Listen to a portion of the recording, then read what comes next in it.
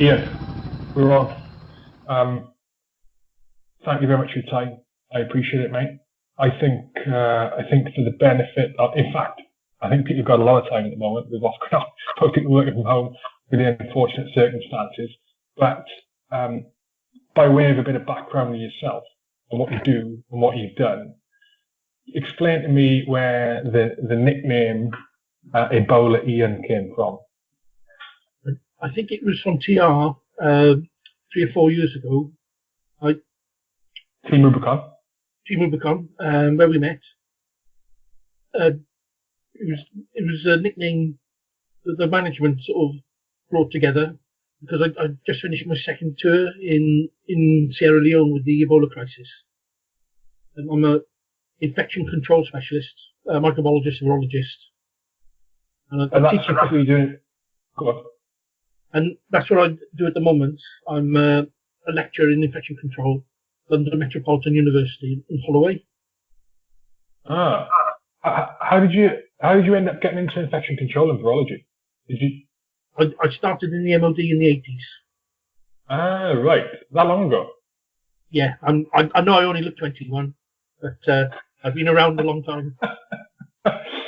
So, you talked about Sierra Leone. Was it specifically infection control you're doing? Was that during that those massive Ebola outbreak? Yes, I was lab manager for the surveillance and diagnostics of the different illnesses that were there. It wasn't just Ebola. They have massive rates of dengue and malaria, yellow fever. So I was running the diagnostics lab basically. Right. Okay. And you did 2 tours there. Say again? You did 2 stints there, 2 tours there. Two tours, yeah. Yeah.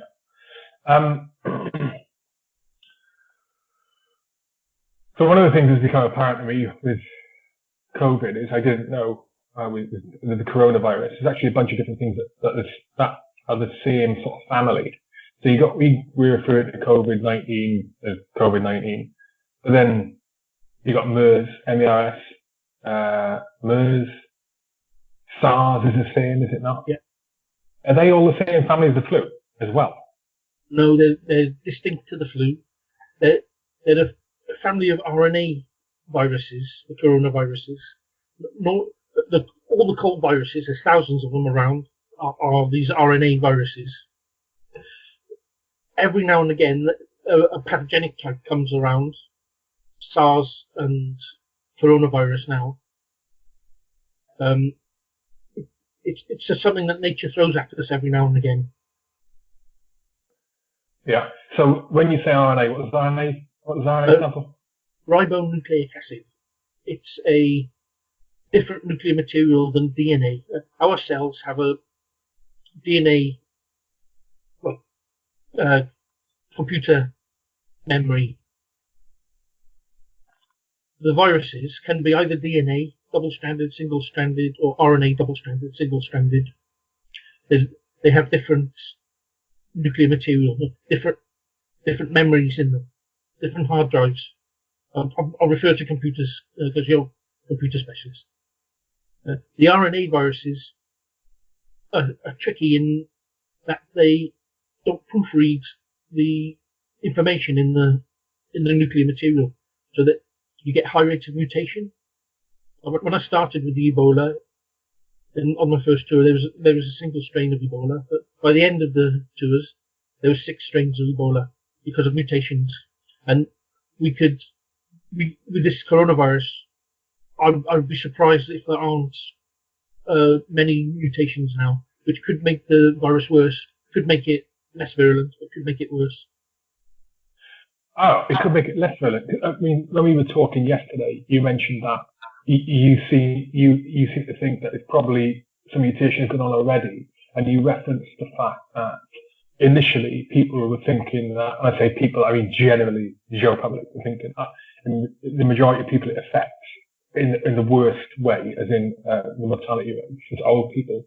But now it seems to be climbing down the age groups, which you were saying that may indicate a mutation. Yes, there's a few percent now. under 40s, no underlying health conditions, and they're going into hospitals now with the full-blown COVID respiratory distress. That could be a mutation, yeah. Because beforehand, beforehand it did seem to be the old with underlying health conditions, but now there's just a smaller percentage of the susceptibles group do seem to be fitter and stronger than us, which is a bit worrying. What causes mutations? Technically, the DNA enzymes, they manufacture new DNA enzymes going forward, but they proofread going backwards. There's no proofreading mechanism in the RNA enzymes, so that it's just a manufacturing issue. They don't proofread. But if you think of point mutations as being evolution and survival of the fittest, etc., it's something that nature does. It's there. It just happens continuously, but more so in RNA. So I would expect to have a few mutations. So the mutations are basically a function of survival, is what it's doing. It could be. It's just nature. Yeah. And 1 in 1,000 or so mutations might be useful to it to survive a bit longer. 999 would be useless. But like I say, the fittest carry on. Yeah. Compared to MERS and SARS, how does this virus stack up, or this strain of it stack up against those in terms of early contagion, early mortality rates? How dangerous is it compared to MERS and SARS? Because I remember those being around. Yeah. Some people who are listening to this won't remember those being around. I remember those being. They were more isolated. This coronavirus seems to have gone worldwide quite quickly, and there's a couple of reasons I think this could be occurring. High levels of asymptomatic carriers. Many people have it without any symptoms whatsoever, and so they shed it in any sneezes, any droplets, just speech droplets, spittle, whatever. But commonly, if it gets on your hands, door handles, fomites, there's lots of evidence out there that it could be transferred when people don't wash their hands again by what's known as the fecal oral route, which isn't a very nice way of saying it. But if people go to the bathroom, don't wash their hands, ends up on door handles that way. But again, hand washing is absolutely key for all the different routes of transmission. Airborne is really difficult to control, hence the 2-3 meters away from somebody and staying at home. But the hand hygiene is something that people got to regiment into their daily lives now. But for this virus and for others, you should keep your hands as clean as you can. See, one of the things I thought I understood about this virus was that I heard this on another podcast actually when I was listening to another virologist, and he's saying that specifically for COVID-19 that the hand washing, face touching doesn't really have any effect on controlling the spread of it. It is vitally important, especially the hygiene is vitally important for other viruses. But for the COVID-19, he was saying that it's not the case. And I think he said it's because early on, they thought there were some receptors around the eyes that if the receptors came into contact with the virus in your hands, then you could contract it that way. But from my understanding, it was purely airborne. But that doesn't seem to be the case, does it? No, if you touch your lips and you've got COVID billions on your hands, it gets into your mouth, respiratory tract, digestive tract. So it's to avoid the face at all counts, really. You try and find it hard to do. It's difficult, yeah. Incredibly difficult. Yeah. You were talking about, you mentioned asymptomatic carriers. So can you just explain what asymptomatic carriers are? It's somebody who has the virus but has no symptoms at all, no cold symptoms, in any way whatsoever. So they just go around normal life, go to work, give it to everyone, go home, just carry on. Equivalent to Typhoid Mary, a modern Typhoid Mary, but she was a cook 100 years plus ago that had the typhoid, and she was working as a cook, infected thousands of people. She got caught in the end by the authorities, put in prison for a while. They let her go when she promised never to be a cook again, but then she did a runner, and she started cooking again and infected more and more thousands of people. So that's the classic asymptomatic carrier. Yeah. When you don't know you've got it, you can't isolate yourself away. You don't protect others because you have no idea. You're probably a bit more flippant with the measures as well. Like, I mean, look what the government have brought in now. You're probably a bit more flippant with adhering to them if you think you're well. Definitely. But knowing that you could be, I mean, it's a bit of an eye opener for me after the conversation yesterday. That I could be carrying it. I'm not show any symptoms whatsoever. You're so fit. You're unlikely to show any symptoms. It's the vulnerables that show the symptoms. But I'm saying that, like I said, there's a few percent now that for some reason it's taken up fit people. Minor population of the susceptibles, but it's tricky. Yeah. With the likely, in fact, was it 85? They suspect that up to 85% of the country could be carrying. And yes. 85. That's a huge number, but that's quite speculative by the scientists, right? It's sort of a worst case scenario. There's a shortage of diagnostic kits at the moment. The government, on the news I saw last night, the government has ordered about 4 million, but it goes to the frontline doctors and medical staff first to make sure that they're used correctly. Prisons get first pick. But imagine if you just grabbed a street full of people, and you tested the whole street. People who've had it, people who haven't had it. You'd look at antibodies in the blood, and you could get a percentage of the people who've had the COVID-19 without showing any symptoms. The people who didn't know they had it. But because there is no diagnostic kits available at the moment to the correct surveillance, there's patchy information for the medics to work from. So they look for antibodies in the blood, but then there is no spare kits at the moment. Frontline staff are lacking of basics like face shields and diagnostic kits. Yeah, I personally like to know if I've had it already, so I can look after my elderly mother again. But at the moment, I've got to self-isolate as the government has advised.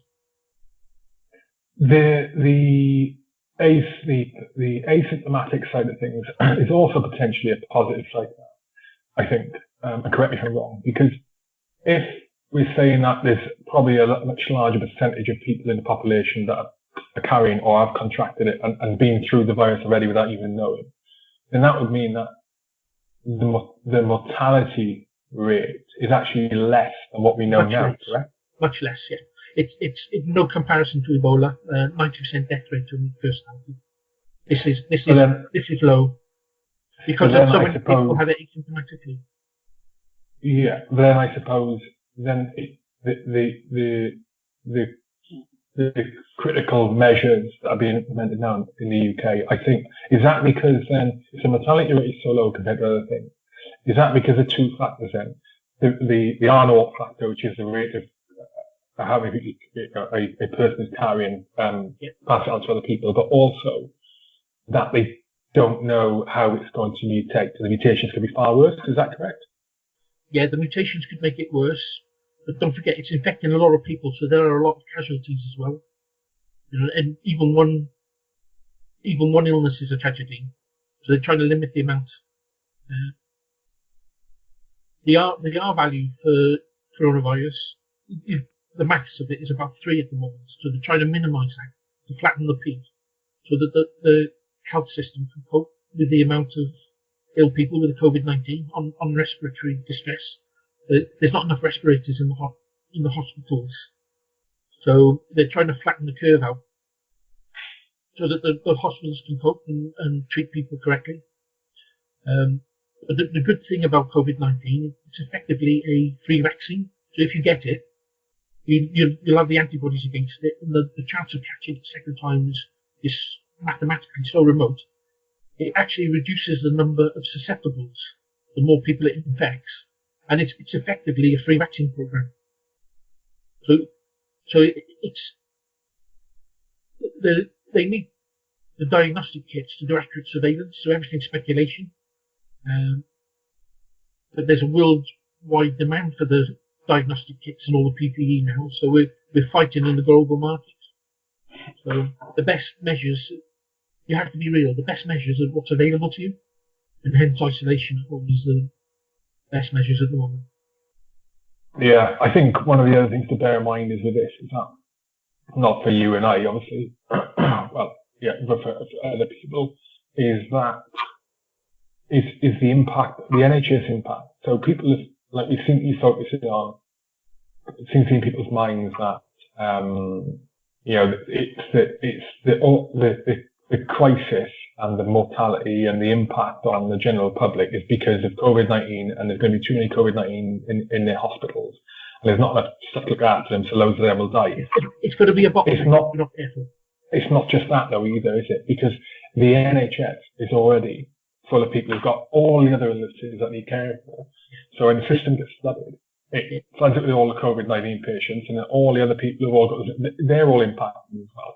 So, you know, you see more people dying from illnesses that you wouldn't necessarily die from, essentially. There's been 10 years of austerity measures throughout the UK now, and the NHS has struggled financially prior to any extras. And in addition to that, a classic hospital now would have 10 doctors with COVID-19 on treating patients without full face masks. So there's also a decrease in capacity at the same time there's an increase in demand. So there's a bottleneck. So this self-isolation is the only realistic way forward to try and treat everyone correctly. So are the measures that we implement at the minute? Are these I don't know. Have you seen these implemented before elsewhere? Successfully? Yeah, Wuhan now they've got a drop in cases, and they've said that 7th of April they will be removing the lockdown, which is excellent news. Just in Wuhan or all of China? Just the Wuhan province. But when Wuhan province lockdown is finished, workers will be able to go back to Wuhan and go to China. So effectively China. When the lockdown is removed, that's a success, and it's taken a few months, but it's a success. So how far ahead of us are Wuhan in terms of weeks, months, time? I would say about 6 weeks, 2 months.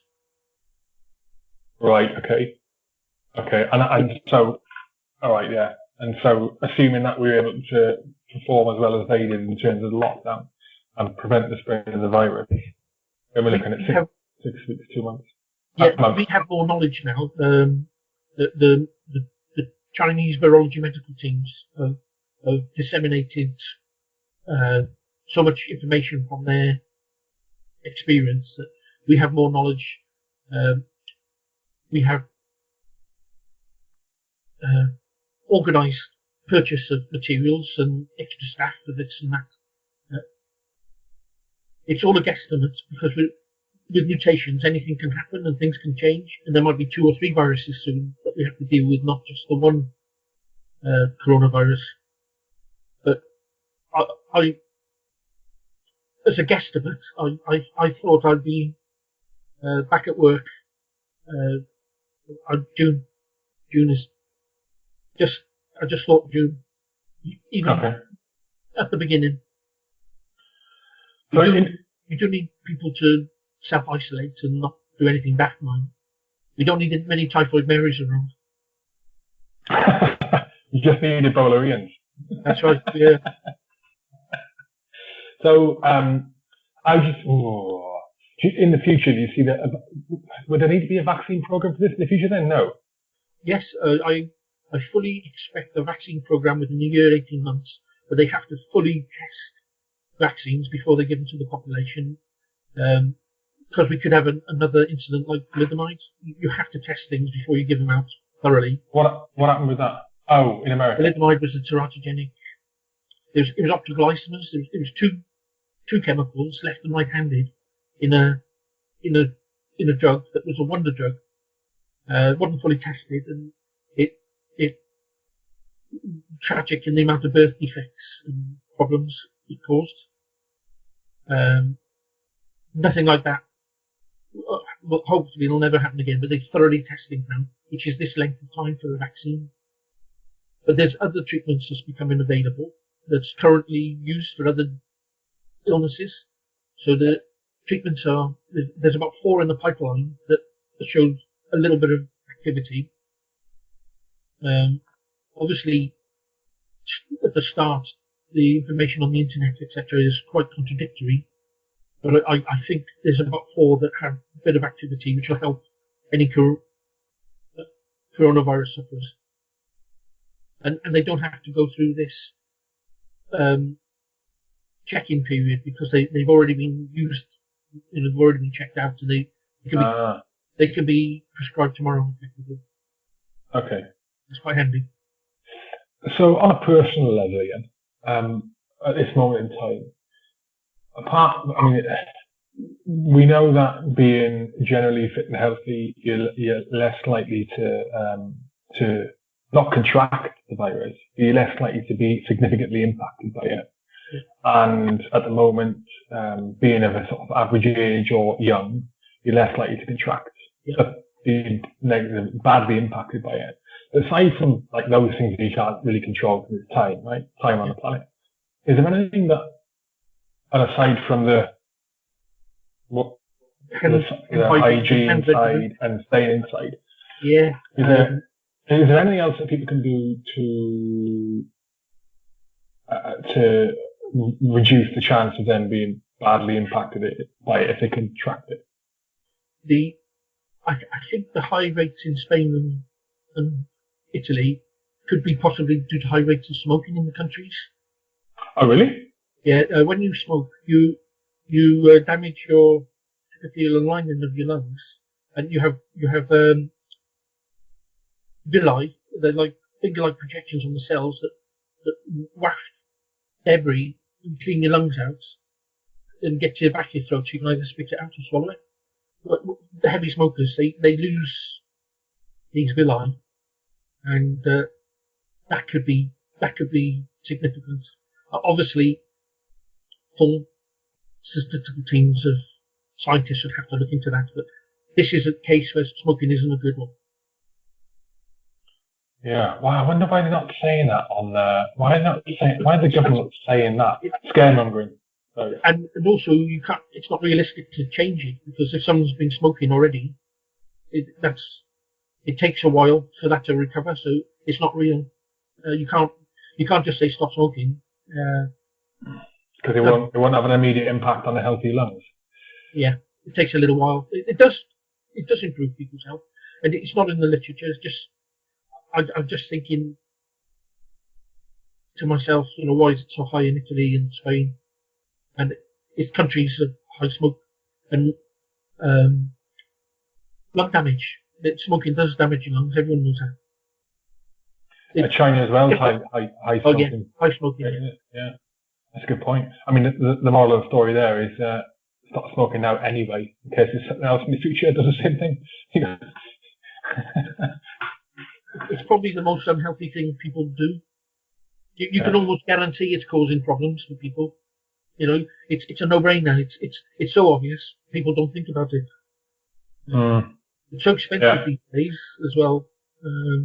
But the tax from the cigarettes effectively pay for the NHS, so it's a difficult thing to stop. The government can't stop it. Yeah, I suppose anything compromising your immune system, like I don't know. We've got self-isolation going on, social distancing, and a lot of people won't be used to doing it. I would, especially living on your own, some people got stir crazy. I can just imagine people just sitting there getting drunk as skunks all day, all night, every day as drunk, which would compromise your immune system. That can't be healthy. I mean, that can't be healthy anyway. But it is really difficult, and it comes on to, in fact, we were chatting yesterday about it, weren't we? We were chatting yesterday about the government measures being put in place and talking about still being allowed to go outside, do fitness, one activity a day, go to the shop if it's absolutely critical. And we were talking about the mental health impact if that wasn't possible. And I think people, if that wasn't the case at the moment, again, people would go stir crazy in their houses, and I think people would be, if it was absolutely not allowed outside your house, full stop, and there was some sort of food delivery system. I think with people going crazy in houses, they would be more prone to breaking the rules and just going and visiting people at the list after you go out. And I think it'd be worse. Stress Yeah. does make things worse. Yeah. Everything is made worse with stress. Yeah. What else did you want to bring up? I've covered a lot of it.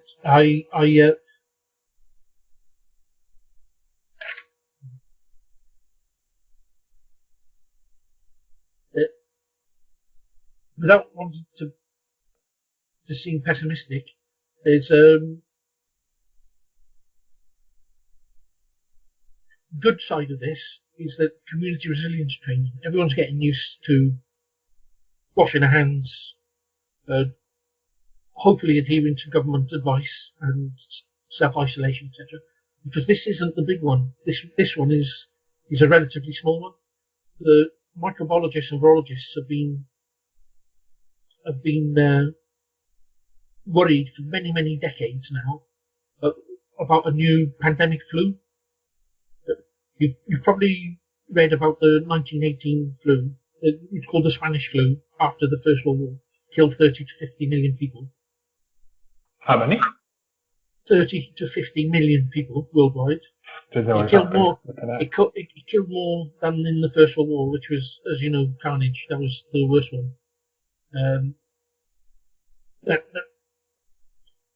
There's a smaller one in 52, and we expect them every 30 years, but we haven't had anything since 52. The swine flu was a repeat of the 1918 pandemic, but because it had been in the public domain, it didn't have the effect. It was second time round, and people had resistance against it. But with nature, they will be throwing things at us. So infections have now taken over as the biggest killer of humans. It was cancer up until a little while ago. Before that, it was heart disease. But infections now have taken over, and particularly with the pandemic flu, this community resilience training and all this practice that people are getting will be extremely useful, because it is way overdue for a big one, which could kill another 30 to 50 million people. And the government's got to do a little bit of preparedness training, and they're learning from this one the PPE that's required and the levels that are required, and so that's the silver lining to this one. Yeah, I see. I see. I mean, if that's the case, I would have. Then why hasn't there been some preparation going on for the big one already? Because if it was, then I would have thought that we'd have enough kit, equipment, diagnostics kits, ventilators, and all that to deal with the current situation. Or is it just the case? They do for the pandemic flus. They do a flu vaccine every year, and they guess the best vaccine, but they are doing preparedness for the flu. Vaccines like that, yeah. And they've got treatments available, Tamiflus, etc. So they have been, but I think they have to widen the scope of it. And I think 10 years of austerity measures at the hospitals have to be reversed. Yeah. The kit available for any pandemic just isn't there. Yeah. So going back to infections being the biggest killer now, overtaking cancer. Any particular one stands out apart from COVID-19 at the moment, which isn't one of the biggest killers. It's just a worry. It's winter flu kills a lot of old age pensioners, etc. But the it's general septicemia, bacteria now, because the antibiotics aren't working as well as they used to. We need to do a bit more development and a bit more effort into antibiotics again. It's throughout the board that infections are taking over. Yeah. It just popped in my head there. One of the other things that I heard, I've not seen it anywhere on the news. I don't think I have. There's something about washing your clothes, reference to COVID-19. So obviously your own personal hygiene, and then washing your clothes more regularly. There's normal surfaces, clothes, tabletops, etc. They say the virus will last for about 14 hours, 16 hours maximum. But I've heard on the grapevine, I have no evidence of this, but I've heard on the grapevine that on certain metallic surfaces, like handles and kitchen surfaces that are steel, for example, that it can survive for up to 9 days, which is another unusual thing that people should be aware of. Yeah, I think it's in places where the environment changes very rarely. So like a hotel, so people stay in a hotel, it doesn't get cleaned properly, and it doesn't get used every 4, 5, 6 days, and it stays in there. And I might be completely wrong, but that's my understanding of it. There's very little temperature fluctuation, there's very little movement of the air, there's very little fluctuation in the humidity, and the barometric pressure. That was my understanding of it. I mean, the moral of the story is clean everything down, right? Yeah, the virus is like a certain temperature range, certain humidity range. Out of the range, they're not so comfortable. They won't last as long. The coronavirus outside the body, it's a variant outside the body, a virus inside the body. They don't like heat. So above 27 degrees, they normally denature quite quickly. Outside, UV light is very effective against them. But I think on normal surfaces, it's 12 or 14 hours. So if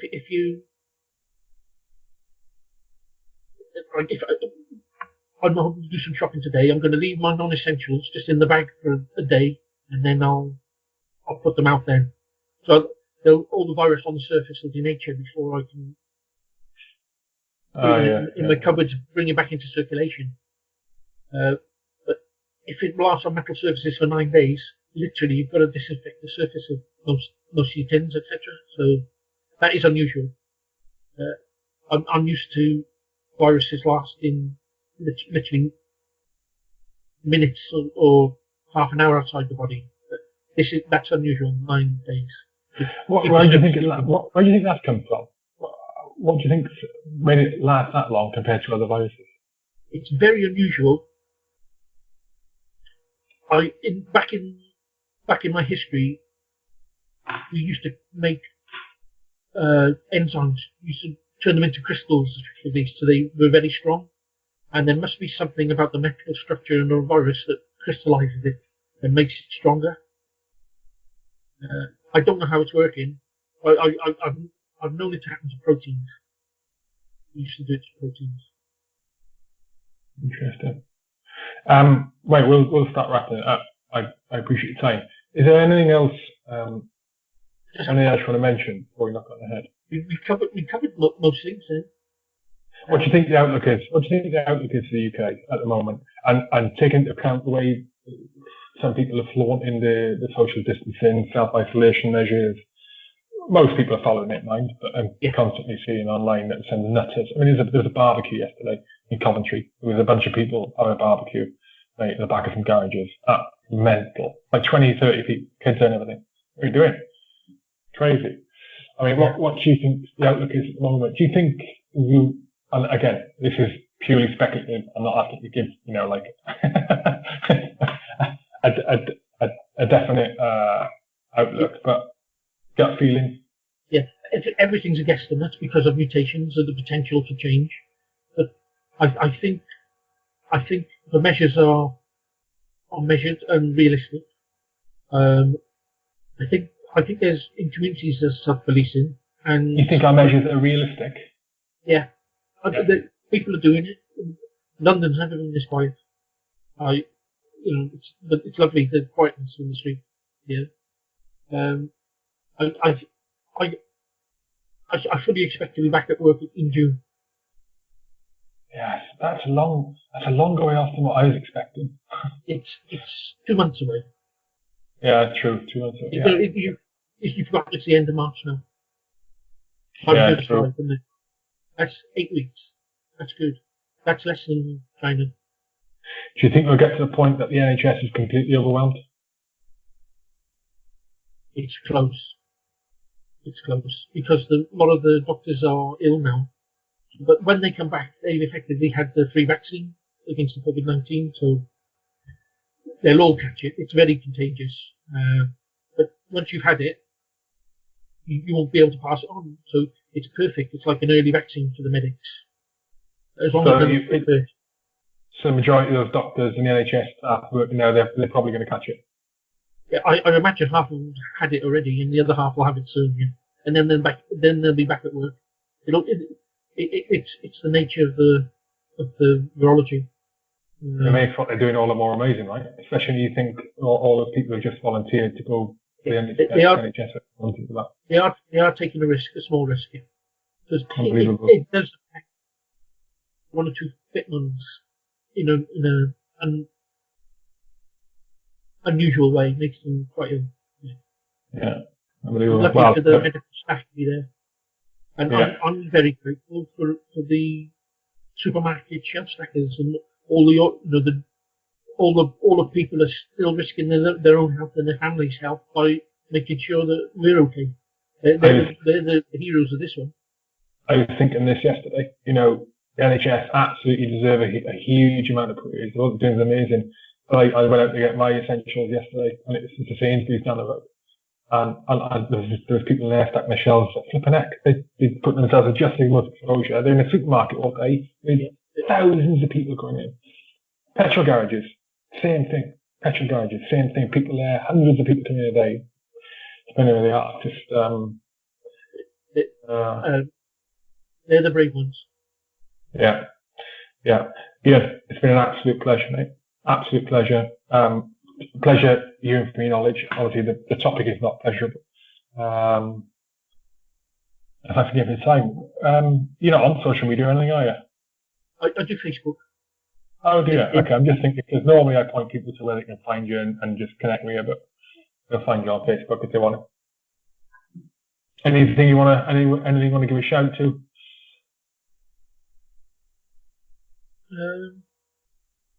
Apart from the NHS. Team Rubicon. Yeah, they're working hard with the government now to see how they can help. Obviously, the main help for the government is everyone staying inside at the moment. But when the diagnostic kits become available and people can be checked as already had it and they're safe to go to the community, I'm sure they'll get involved as quick as possible. But yeah, obviously, they're trying the hardest to help, but obviously the government have to give them the directions. Absolutely. Right. Been cracking. Thank you very much. Have a nice one. You too, bud. Bye. Right, we're done.